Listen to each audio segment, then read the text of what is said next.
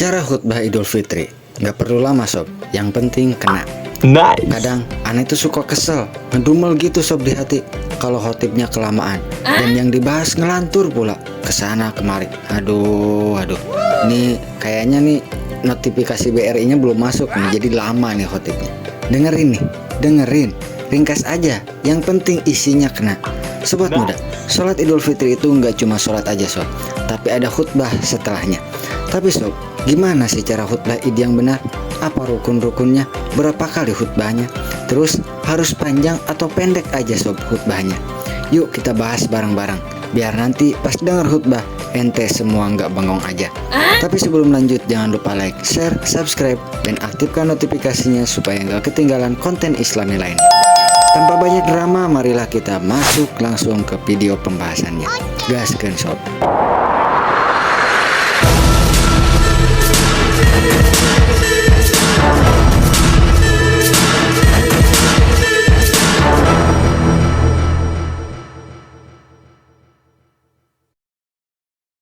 Assalamualaikum warahmatullahi wabarakatuh. Halo sobat, udah siap lebaran? Baju baru? Makan ketupat? Kumpul keluarga?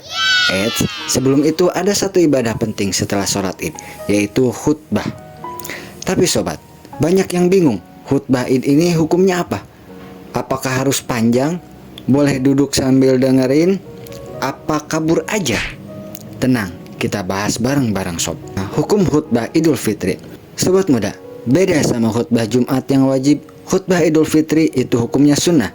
Jadi kalau ente langsung pulang setelah sholat, ya nggak dosa sih, tapi sayang banget ilmu yang disampaikannya. Kalau yang disampaikannya itu ilmu dan nggak bertele-tele.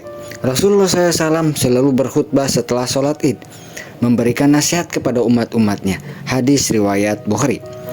Urutannya gini sob, sholat dulu baru khutbah setelahnya.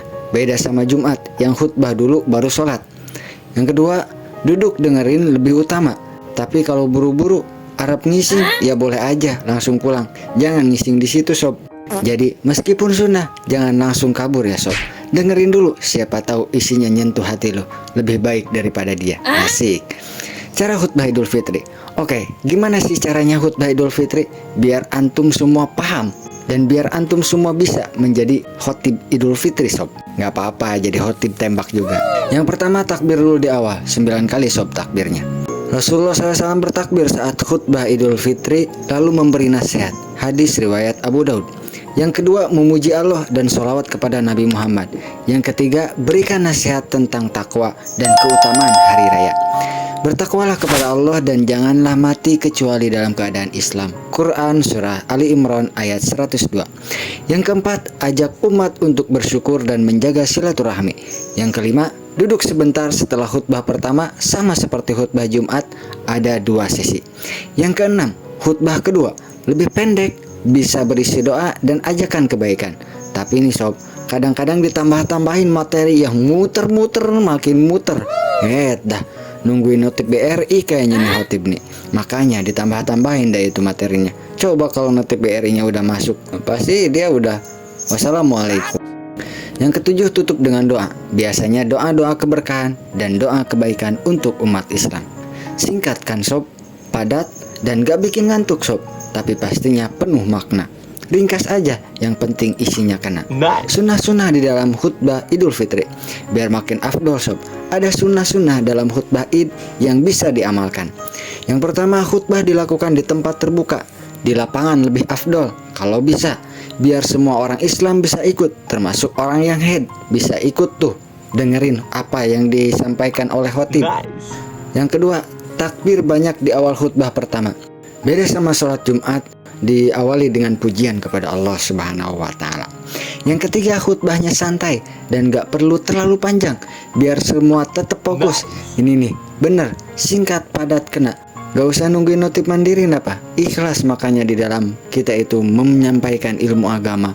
Jadi jangan sampai jamaahnya sudah jenuh, ini malah muter-muter kemana tahu.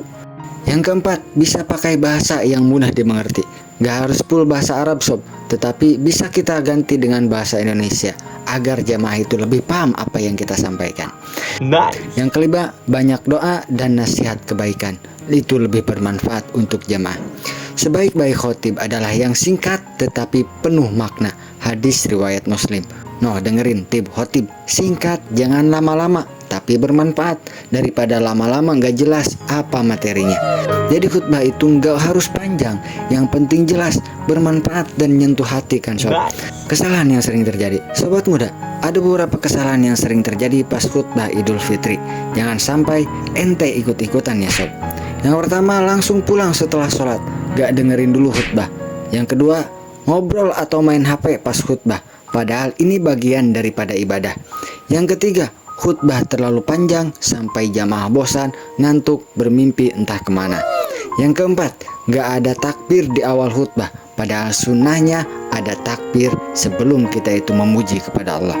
Jangan sampai khutbah Id jadi kehilangan maknanya gara-gara kesalahan-kesalahan ini ya sob.